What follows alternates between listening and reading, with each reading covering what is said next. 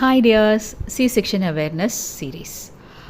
C-section labour start ஆகிறதுக்கு முன்னாடியே C-section தான் டிசைட் பண்ணிடுவாங்க. அதுதான் பிளான்ட் C-section. எப்போ டாக்டர் வந்து வெஜினல் டெலிவரி சேஃப் கிடையாது அப்படிங்கிறத சொல்கிறாங்களோ அப்போ இது நடக்கும். என்னென்ன காரணத்தினால நடக்கலாம்? சம்டைம்ஸ் ஃபீட்டலோட அப்நார்மல் பொசிஷன்னால் இருக்கலாம், நஞ்சுக்கோடி வந்து கர்ப்பப்பை வாயில் இருக்கிறதுனாலையோ இல்லை குழந்தை கழுத்தை சுற்றி இருக்கிறதுனாலையோ கூட இருக்கலாம், ட்வின்ஸ் ட்ரிப்ளட்ஸ் அந்த மாதிரி சுச்சுவேஷனில் இருக்கலாம். அம்மாவுக்கு வந்து ஏதாவது ஹெல்த் கண்டிஷன்ஸ் இல்லை ஹை ரிஸ்க் ப்ரெக்னன்சிஸ் இருந்ததுன்னா, ரீசெண்டாக ஏதாவது யூட்ரஸில் சர்ஜரிஸ் பண்ணியிருந்தாங்க for fibroid or any C-section.